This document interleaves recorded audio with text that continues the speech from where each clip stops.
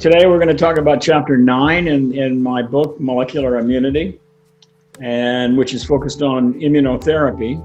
And it's really focused entirely on cancer immunotherapy, which was initially started back in the 19th century by this fellow over here, right over my shoulder, William Coley. Coley was a orthopedic surgeon, and he had just graduated from Harvard Medical School, and he came to New York and set up practice as he first did some training and then became an orthopedic surgeon there.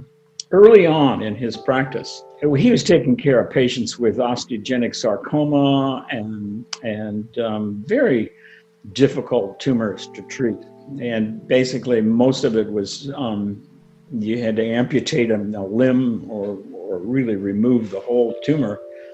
And for the most part, it was pretty dismal practice. Most of the patients didn't really survive and so forth. But there are anecdotes that he had heard about in his training and so forth of patients, individuals who had, large tumors, visibly large tumors on their head or neck or torso and so forth, that if these people got a very severe bacterial infection, and you have to remember this is back in the 1880s and 1890s when people were just first discovering that there was this whole microbial world out there that were causing all of these serious infections. So if a tumor patient got a very serious infection, sometimes, not all the time, but sometimes the tumor would disappear. And it was dramatic enough that these were written up as case reports and so forth. And on the basis of that, Coley went to the archives of New York Hospital and looked up to see if he could find more cases. And he did. He found a fair number of individuals from the pathological findings and so forth that showed that these tumors just disappeared. So on the basis of that, he decided to see if he could do that therapeutically. So he took some of his patients. His first patient was a young woman who came in with a tumor on her hand, on the back of her hand. He injected, first he tried live bacteria. He did that to several different patients, and he got some successes. On the other hand, he also had some problems because some of the patients that he injected live bacteria and actually, succumbed to the bacterial infection, and they died from that. So then he thought, well, there were some other investigators actually over in Europe who were doing similar kinds of things, and he got the idea to circumvent this problem of the bacteria. You could use dead bacteria, so you could heat kill them or treat them with chemicals and that sort of thing. And so he tried that. That seemed to be just as good as the live bacteria. He wrote his cases up into a large case report series and published it in 1893. Afterwards, he had, some doctors tried to repeat what he was doing because you can imagine at the time there was no therapy for cancer. And so he had his followers, some of whom could repeat what he was saying was happening, but others, he had his detractors as well. I guess that's sort of life in a very general sense. But he would take some of his successes and had pictures of the tumors in these patients, and he would take the patient who survived and take him to the medical meetings with him and bring them up onto the stage to show everybody that this really worked. There was a lot of skepticism on the basis, on the part of the people said, well, it probably didn't really have a tumor anyway, kind of thing. And politics at that time in New York and at New York Hospital and also Memorial Sloan Kettering Cancer Institute were pretty heavy. He had another fellow, a contemporary, a peer, on the faculty, and he was on the faculty at Cornell Medical School, which is my medical school in New York. The fellow on the faculty who was a very famous pathologist, and he didn't like this idea of these what came to be known as Coley's toxin. I don't know whether that was a derogatory term or not, but anyway. But as time went on, the X-rays were discovered around I think it was 1908. And people started using them right away to see if they could kill tumors with them. And it evolved over the course of the 1910s and into the teens and so forth, that the thing about Coley's toxins is that all the people who got the toxins got toxic because they were very toxic. The patients got very high fevers and shaking chills, which they called rigors. So 100% of the patients got the toxicity, and only about 5 or 10% of the patients had complete disappearance of their tumors. When radiotherapy came into being in the early part of the 20th century, the difference is that almost everybody got a shrinkage of their tumor. So you get a 100% response rate. Only problem was they didn't disappear and they started coming back. And so it wasn't a cure, whereas Coley's toxins would really look like they could cure these people. But as time went on, the radiotherapy essentially took over the business, and the detractors of Coley got to outnumber the the people who were following him and supporting him. He died then in the 30s. By the 40s and then into the 50s, chemotherapy came into being in cancer therapy. And again, chemotherapy was toxic. But as it evolved over the courses of the 60s and the 70s and the 80s, it was sort of like radiotherapy in that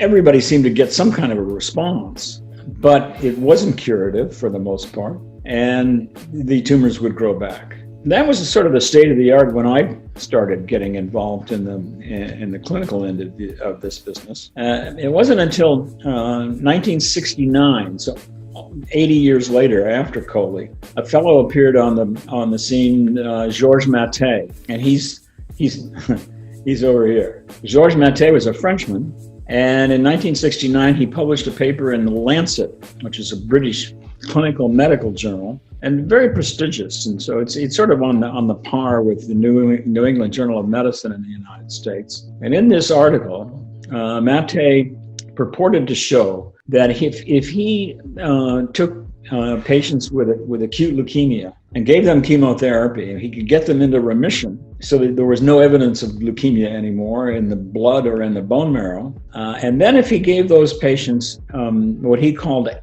active immunotherapy, and that was defined in two different kinds. There was nonspecific active immunotherapy, and that consisted in Maté's recipe as Bacillus calmette-guerin, abbreviated BCG, which is a vaccine for tuberculosis. And it was originated at the Pasteur Institute in the 20s, and was widely and has been ever since widely used in Europe, but has never been used in the United States for various reasons. But it consists of live bacteria, so it's sort of like going back to Coley, and it was based on the premise that if the cancer cells were going to be rejected by the immune system, they had to be recognized by the immune system. And for the most part, the common belief is that the cancer antigens, if there were such a thing, were poor antigens. They weren't very stimulatory, and so you needed to boost up the immune response. And you could do that with bacteria. And that originated in Coley, and then it has such a history, all of its own, so that in experimental immunology, dead TB organisms are mixed together with oil and then an antigen in a water solution. And that's called complete Freund's adjuvant. And that's sort of the normal way you immunize mice and rabbits and so forth. So there was this background rationale for using microbes to sort of non-specifically boost up the immune reaction. But at the same time, Maté had done a postdoc at Memorial Sloan Kettering in New York, where he started mouse experiments with experimental mouse tumors and so forth. And he started working with both chemically induced tumors and then also virally induced tumors, and which you could show, if you did your experiments right, that they seem to be antigenic or immunogenic, and so that you could You could take tumor cells and you could irradiate them so that they couldn't replicate themselves, but they were still alive. You could inject them into the experimental animal. You could wait a while, wait a couple of 3 weeks, and then you could challenge those animals with live growing tumor cells. And you could show that the immunization using the irradiated leukemia cells seemed to immunize the mice. And so on the basis of that, in Matte's clinical experiments, he used BCG as a nonspecific active immunotherapy, and he used leukemia cells that were taken from other patients, pooled from several different individuals, frozen away, and then thawed out and then irradiated and injected into a new patient. And if you did that during the remission period, after the chemotherapy had worked and had put the patient into remission, that you could prolong the disease-free interval, that remission status. You couldn't necessarily, well, back in '69, he didn't know whether or not it was going to be indefinite or not. But it was clearly the data that he published in The Lancet clearly showed a difference between those people who received the active immunotherapy versus the control group that did not get any active immunotherapy during remission. So that caused quite a stir.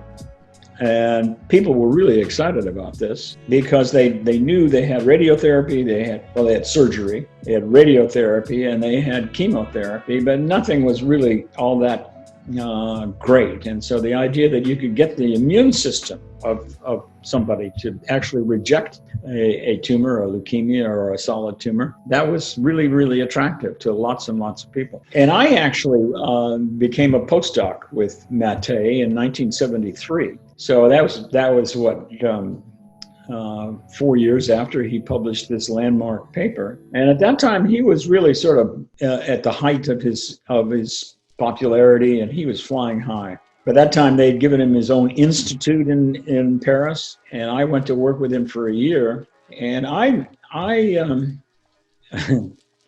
just like the skeptics for William Coley, I was a little skeptical that this active immunotherapy actually worked. And one of the major problems with human tumors, leukemia and so forth, in contrast to the mouse experiments that Matte had done, it wasn't really clear whether human cancer cells that arise in your own cells, whether or not they're recognized by the immune system as being foreign that should be rejected. You see, it gets back to this whole business of the self, non-self recognition and response that the immune system has been selected and the cells have been educated for, so that they recognize non-self and reject it, and they recognize self and don't reject it. And so the question is, does a cancer cell really recognized as being different from self? And that was unknown. And so when Matte published his paper in '69, and then other ones beyond that into the '70s, it was just at the beginning of chemotherapy as a whole discipline in medicine and as a subspecialty in medicine. Before that, there wasn't such a thing as an oncologist. You had surgeons treating patients and radiologists treating patients. You didn't have any oncologists until chemotherapy came along, and you needed a specialist in cancer therapy because the chemotherapy was complicated to give. It was quite toxic, and you had to really know what you were doing, otherwise you'd kill the patient essentially. And that happened a lot, actually, in the end, particularly in the United States.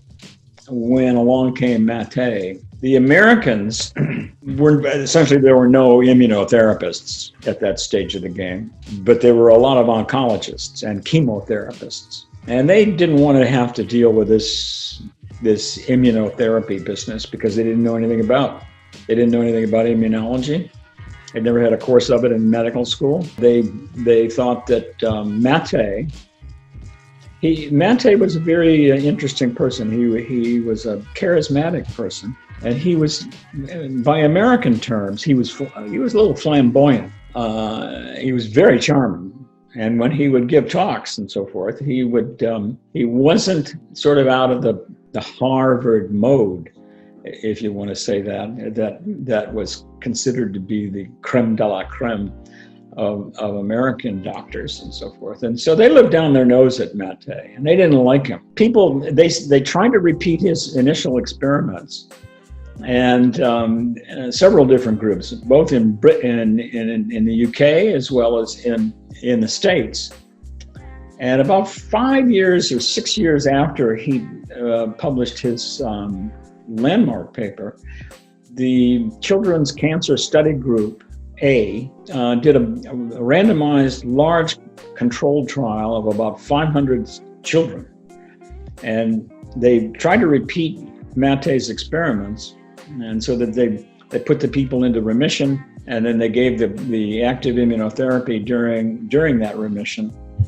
But they, for whatever reason, they couldn't get a hold of the same BCG source that Mate had used. And Mate had used BCG that he got from the Institut Pasteur in Paris. And in the United States, they decided they got another source of BCG, and they didn't give the same dose that he had given, and they didn't give the same way. They used, instead of the procedure that Mate had used, they did a different. They got a sort of an automatic injection gun so that they could do it repetitively and easily and so forth. So, and their trial failed. They couldn't show the same thing that Mate had done.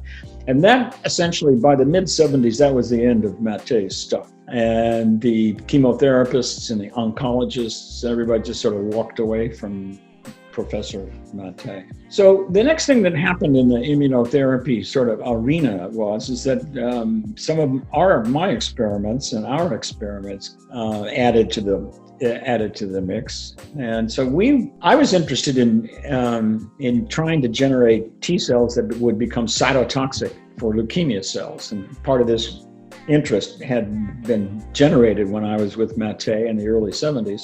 And I've gone through the experiments before, but in essence, what we did was we figured out, we first worked on mice, and we got leukemia cell lines that had induced by retroviruses, RNA tumor viruses, and we got different kinds of tumor cell lines induced by the same kind of virus.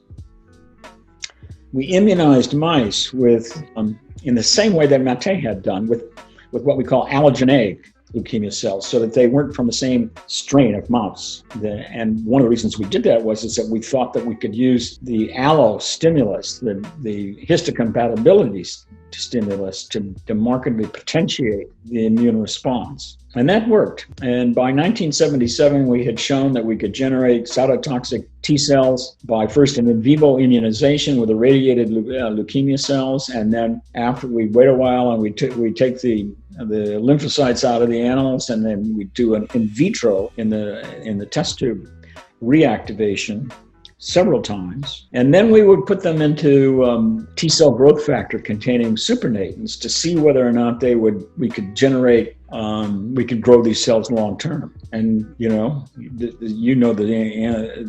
result of that story is it worked. And we got what we called CTLL, cytotoxic T lymphocyte lines. And the antigen in question was a virus antigen that was shared by all of the tumor cells that were induced by that particular virus. That allowed us then to move on in the latter part of the 70s to initially generate radio-labeled T cell growth factors so that we could demonstrate and identify the receptor for the growth factor.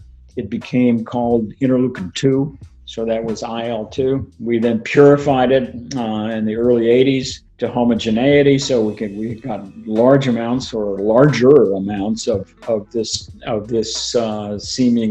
growth T cell growth factor. And then lo and behold, what happened was in 1985, soon after we'd published all that and so forth, along came a fellow by the name of Steve Rosenberg, who was the chairman of the Department of Surgical of surgery in the National Cancer Institute. And Steve was just a year or two older than I was, but he was already the chairman of his department. And he was interested in trying to get the immune system to reject tumors as well. And actually, in relationship to William Coley, Steve was taking care of patients with osteogenic sarcoma, solid tumors. The chemotherapy didn't work on them. Radiotherapy didn't do, it made them shrink for a while and then they would grow back. And so he was very excited about using something besides the standard modes of cancer therapy. And he actually, even before IL-2 had been purified to homogeneity, he used crude supernatants and so forth in people, and it didn't really do very much. And so he sort of surmised that he needed to have more and more. And he did experiments in the mouse to see whether or not he could treat mice that had tumors with interleukin-2. And he used the principles of cytotoxic chemotherapy pharmacology, which means that you start at low doses and then you get increasing doses in different animals to see whether or not you can get to a dose that would make the tumor go away, and also, but hopefully not kill the animal itself. And so he found that if he gave really high doses of IL-2 to mice, that he could show that you could get rejection of the tumors. He then started clinical trials, and in 1985 he published a paper in the New England Journal of Medicine where he had 25 patients he'd accumulated by 1985, and we just purified it in 1983. And then the gene had been just cloned in 1983 by Taniguchi. And so, but that allowed then for genetic recombinant techniques to make large quantities of IL-2.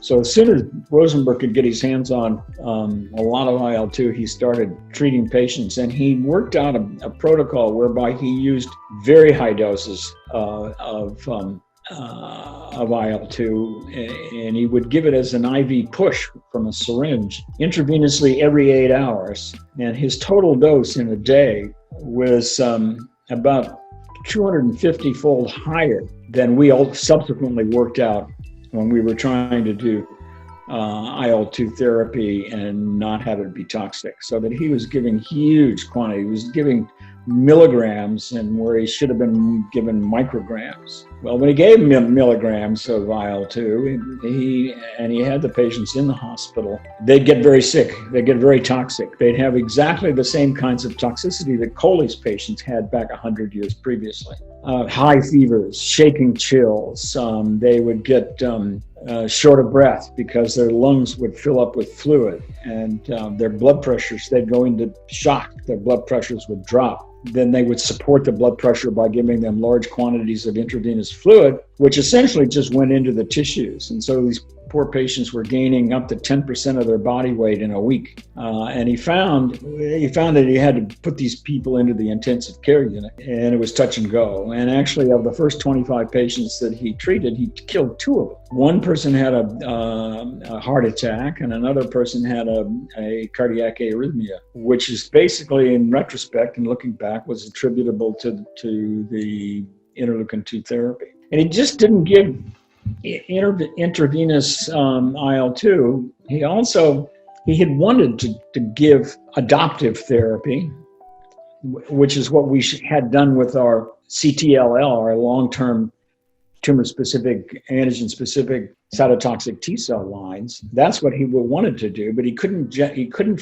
figure out how to do that, how to generate these cells and give them to patients. So that what he did was sort of like he defaulted to the next best thing, which was he would take lymphocytes from the patients and culture them in vitro in culture flasks for just 2 or 3 days, and then he would give these together with the IL-2 that he was giving these very, very high doses. And of the first 25 patients, he said that there were objective responses in 11 of them, where they had tumor regressions on the order of equal to or greater than 50%.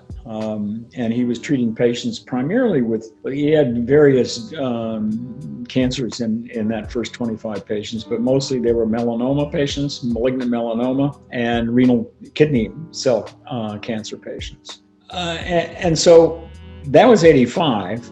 He then pushed ahead, and by 1989, he treated over 300 patients this way. And what he found basically was that there was an overall response rate of his 300 plus patients of around 20%. So it was down from 40% to 20% when he treated more and more and more individuals. And of those 20%, only 6% overall went into complete remission. But there were 5 or 6% of the patients that went into complete remission. The tumor disappeared. So in essence, what Rosenberg had been able to do was to actually repeat what Coley had already done back in 1893 in terms of the toxicity on the one hand, and in terms of the effectiveness, the anti-tumor effectiveness on the other, around between 5 and 10%. And when pushed, Rosenberg would say, well, when pushed about the toxicity, because these people really got sick, when pushed about that, he'd say, well, the toxicity is the therapy. And if you don't have high fevers, and if you don't go into shock and so forth and so on, you're not going to have a response. Well, that wasn't necessarily, on the face of things, because 100% of the people got the toxicity and only 5% of them got a cure. Well, 1 out of 20, that's not bad if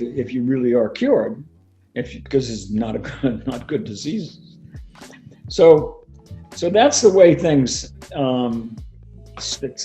existed, and Rosenberg went on into the 90s, and still, as far as I know, is still using high-dose IL-2 therapy down at the National Cancer Institute in Bethesda. Then what happened was, some people went back to the idea of, well, why can't we grow up T cells in vitro, cytotoxic T cells in vitro, the way Smith did, and give them back to patients? And then it got to be, the problem is that, well, if there aren't any tumor antigens to speak of, how are you going to activate the lymphocytes so that they become cytotoxic? And it turns out that the bone marrow transplant people at Memorial Sloan Kettering, across the street from us at Cornell in New York, across York Avenue, they were using bone marrow transplantation, which incidentally was first started by Matt Tay back in the late 50s. And early 60s. They were using bone marrow transplantation, and some of the patients that they were to try to treat leukemia, some of the patients would come down with lymphomas. They would come up with a cancer of their lymphocytes. It wasn't so good. What they found was that these lymphomas were characteristic of tumors that would also happen in other people that were immunosuppressed. For example, the kidney transplant people that were receiving several different drugs, all of which block IL-2 production or action. It's great because it allows the kidney to survive and persist and work and so forth. But then years would go by and you'd end up with a lymphoma that would arise up. These lymphomas, though, were characteristically caused by another virus called Epstein-Barr virus, which is a DNA virus and a large virus, and it's in the same family as the herpes simplex family, and also that cause cold sores and so forth. And there's another virus called cytomegalic virus. And so what they did was that these people, the bone marrow transplanters at Memorial, what they thought was, let's see if we can generate cytotoxic T cells to these Epstein-Barr virus positive lymphomas, and then maybe we can give them to the patients. And so that's what they did. And they could show that these cytotoxic T cells would work. And then another group in Seattle, there were also bone marrow transplanters. They had the same problem with cytomegalic virus, CMV. And so they generated cytotoxic T cells against those viral antigens and put it back into their patients, and it got rid of the virus. And so if you knew what the antigen was, you could do so-called adoptive immunotherapy and grow lots of cells in the test tube and then give them back to the patients, and you could get good effect. And so that was like 1995 or so. But a couple of years before that, in 1983, an investigator in Israel decided to try to circumvent the problem of the lack of tumor antigens that could be recognized by T cells, and see whether or not, because by this time it was possible to generate antibodies that would recognize tumors if they had the right antigen on the cell surface. And so this fellow in Israel thought really out of the box, and he said to himself, well, let's make a chimeric antigen receptor, which would be comprised of an antibody molecule on the outside of the cell and the signaling domains of the T cell receptor on the inside of the cell. And then we can ship that into T cells. And now it can recognize and stick on to tumors and will activate those T cells because it has the activating sequences on the inside. And so his name was Zelig Eshar from Israel. And he did those experiments in an experimental system that had nothing to do with tumors, but where he knew what the antigen was and he had an antibody to it, and he could make this chimeric antigen receptor. So, scientists, I guess, just like everybody else, has to make acronyms of things. And so that became the CAR T cell, chimeric antigen receptor T cells. So he first showed that was possible in 1993. Michel Sadelain at Memorial Sloan Kettering in New York did a major breakthrough. And I'm going to stop here because I want to get his portrait and put it up for you. This is Michel Sadelain over my shoulder here, who was a young investigator who came to New York about 10 years previous to 03, back in the mid-90s. When he came, and I was across the street, I was the head of the graduate program in immunology. There was a combination of Cornell and also Memorial Sloan Kettering. And when he came on the faculty, he said, this is what I'm going to do. He says, I'm going to make chimeric antigen receptor T cells, and they're going to be effective for cancer immunotherapy. And I thought to myself, well, that'll never work. And so it turns out that if you did it right, and he first did it right, because he selected he made CAR T cells, chimeric antigen receptors, with antibodies that would react to an antigen that's on all B lymphocytes. And of course, you remember the B cells are the ones that mature into plasma cells and make antibodies. And the antigen on the surface of these B cells is called CD19. So he had antibodies to that, and somebody else had shown that you could do this. And so he wasn't the first to do, but he was the first to do the in vivo anti-tumor experiments. So he got a chimeric antigen receptor, he put it into T cells, and he treated mice that had CD19 positive lymphomas, and he was able to show that it worked. So that was 03.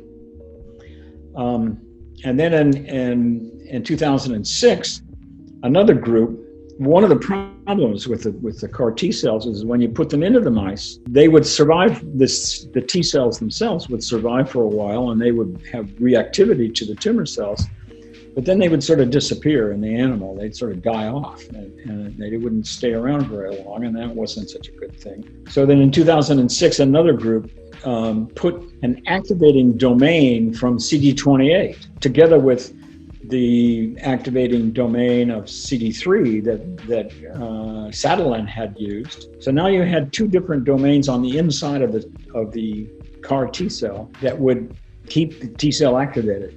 And that was another good breakthrough, because now the cells would persist for a long time. The reason being is that they made their own interleukin-2 and other cytokines so that they could just be happy as clams and sort of proliferate, and you measure them in the body, and it was, just was good. So that was in 06. Immediately, people started using these. They're used by Michel in the clinic against ALL. Others started using it against chronic lymphocytic leukemia. In particular, Carl June at UPenn got into the act. And by 2010, There were 7 trials ongoing in the United States using CAR T cells that would recognize CD19. And in these trials, in the early trials, it worked. This was a good thing. I mean, they would have essentially complete disappearance in some patients, not all of them, but in some patients, the tumor cells would disappear. Only problem was there was toxicity. And the toxicity that they ran into was exactly like the toxicity that Coley had and exactly like the toxicity that Rosenberg had. And that was, that subsequently became called the cytokine storm. And of course, if you've been paying attention to the coronavirus seems to cause a cytokine storm. And the patients that are really sick in the hospital with coronavirus have the same syndrome that was precipitated by these CAR T cells in the patients trying to treat leukemias. So that the patients would get very high fevers, shaking chills, and they would get what became recognized as pulmonary edema. And the ICU docs have their own special acronym for that. It's called ARDS, for acute respiratory distress syndrome. And the reason that happens is because there is capillary leak all over the body because of the pro-inflammatory cytokines that are released by the activated cells, both the T cells as well as then the macrophages and the natural killer cells. They all get activated. They all start spewing out huge quantities of pro-inflammatory cytokines. So you get capillary leak all over the body. And if it's in the lungs, your alveoli fill up with inflammatory fluid, and you can die from that. And that's what happens in the coronavirus patients, and that's exactly the same thing that happened in some of the patients that were initially treated with CAR T cells. And the reason it happened in them was because these CAR T cells are like they're on autopilot, because they put both of the activating domains into the inside of the cell. And so it just is activated all the time. It never turns down. It never gets those turn off signals like CTLA4 and PD1 that I talked about in I think it was chapter 8. No, that was chapter 7. And it's interesting from the whole standpoint of the history of the attempts on the part of physicians to boost up the immune reaction so that you can benefit the patient. And as I've said several times in some of these other videos, most of the time in the 20th century anyway, the name of the game in immunology was to suppress the immune system, to treat allergy, to treat autoimmunity, to block transplant rejection.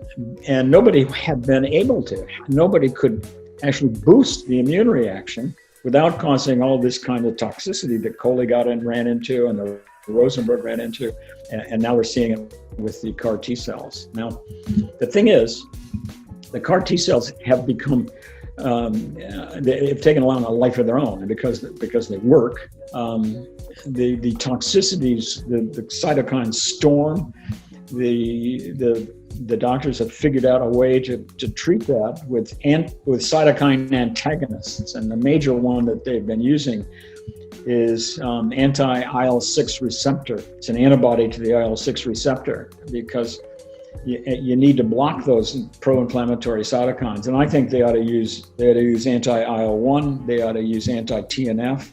Doctors, being what they are, they're reluctant to combine therapies that they've never used before, and that's shocking, I know. And so they're using anti-IL-6 receptor, and things are a little bit better. But these patients also had something else that's very interesting, and is that in addition to the systemic problems that they got into with with the blood pressure falling and pulmonary edema and all that business, the patients started to have central nervous system problems.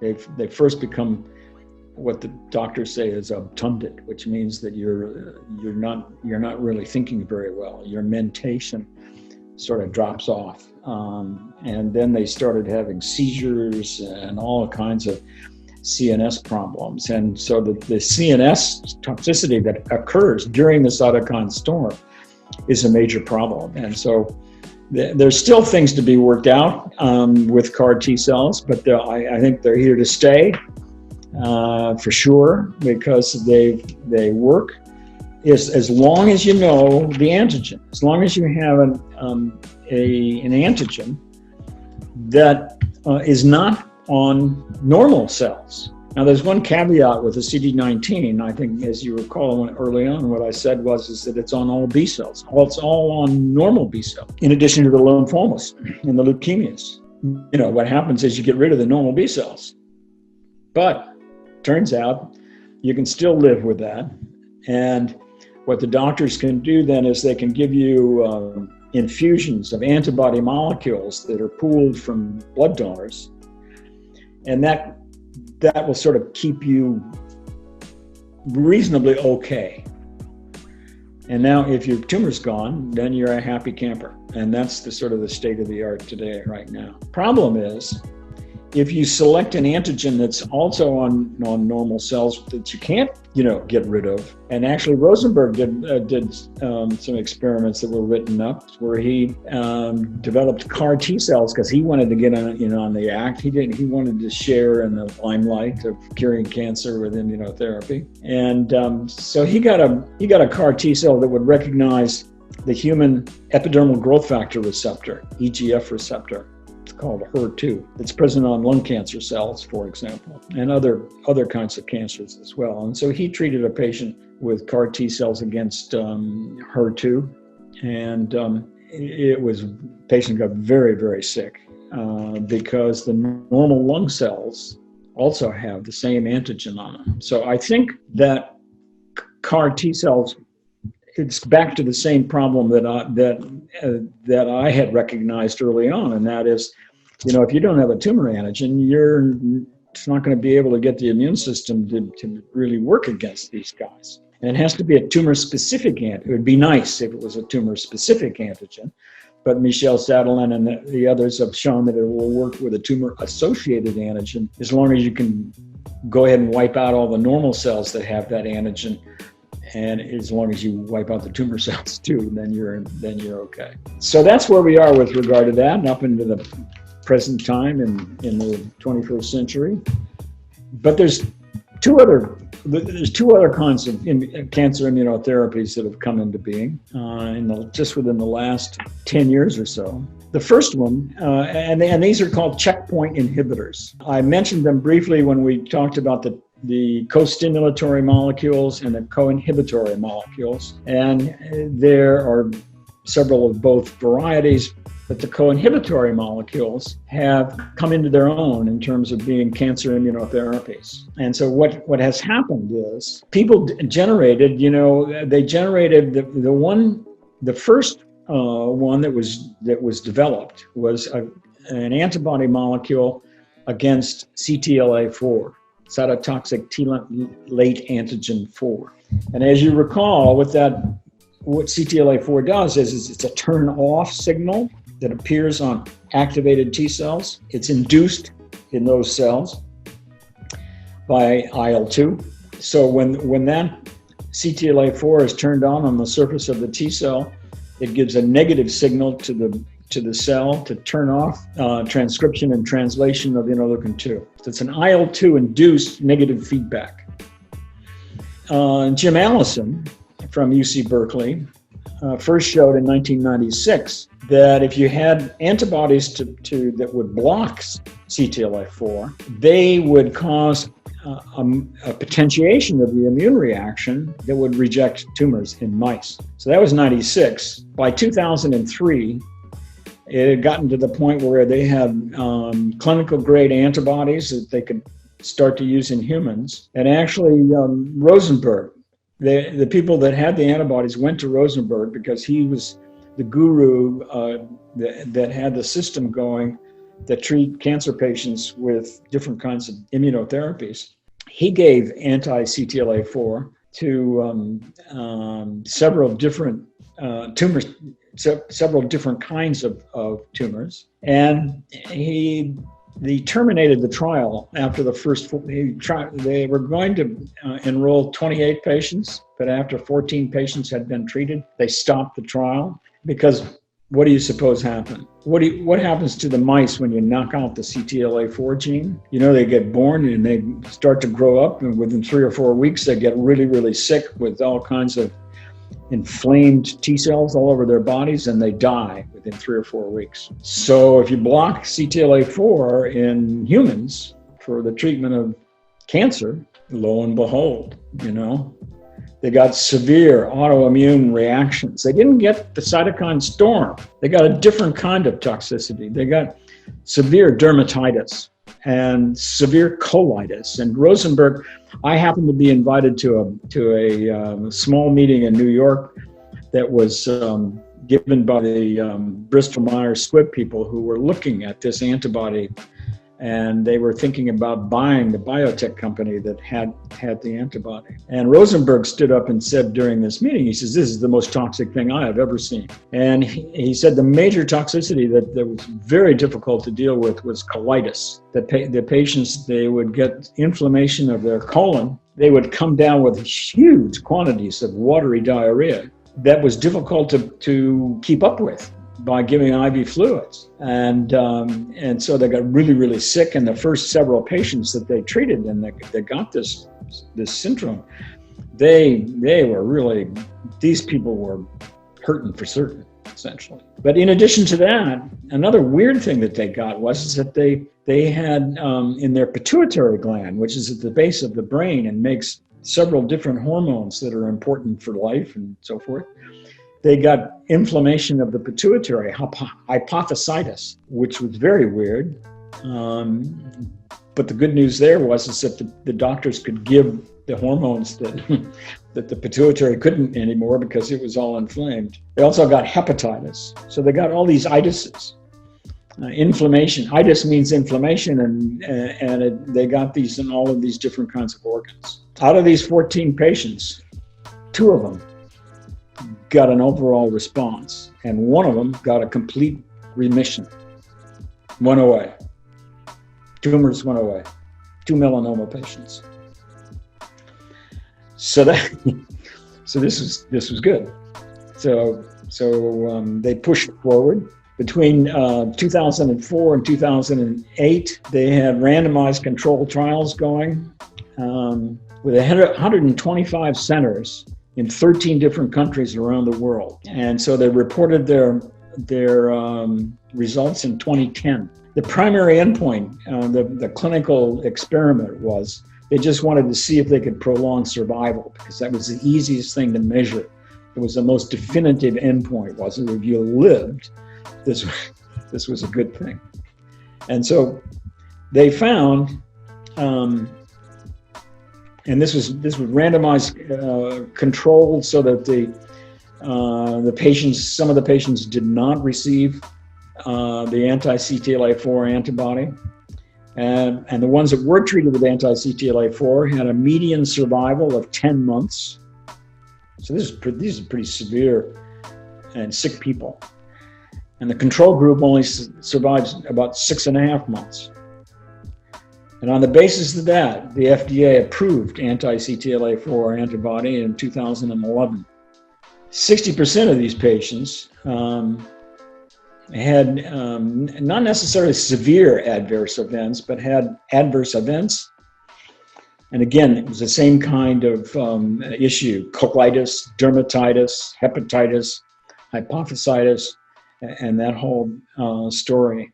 So right now, well, as of at the end of the time I wrote this chapter in 2015, 1,861 patients had been treated already. The median overall survival of these people was 11.4 months, and again, that's against a historical control of 10 months usually for these different kinds of cancers. However, in all of these patients, almost 2,000 patients, it looked like there was at least 20% of the patients were going to be long-term survivors, and they were out greater than 3 years. So it was a 20%, long-term survivors with an historical control of about 10% without any immunotherapy. So So that's good. And the beat goes on. If you pay attention to your television set, you will see advertisements, and they'll say you can survive longer, because that's what they got the FDA approval of, was survival. I'm not trying to promise them that you're going to be cured, but you can survive longer. So that's anti-CTLA-4. And probably better than anti-CTLA-4 is anti-PD-1 and anti-PD-L1. And so the story there, I think I told a little bit of the story when I talked about the co-inhibitory molecules. Tasuku Honjo first identified PD, it stands for program death 1 molecule. He cloned that gene and reported it in 1992.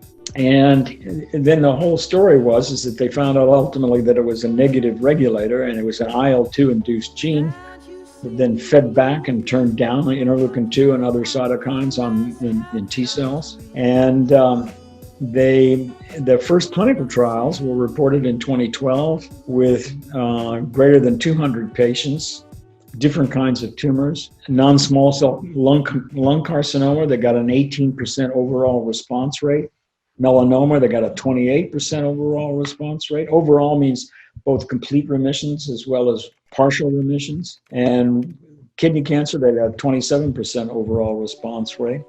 And it looked like, of the responses, 2/3 of them looked very durable. At least they went out longer than 1 year without any relapse, essentially. They still had serious adverse events, similar to the CTLA-4 story, with dermatitis and lung problems and colitis, liver hepatitis, thyroiditis, and so forth. And so that whole story continues on. And there's also anti-PD-L1, and that also works. So you got anti-PD-1, anti-PD-L1.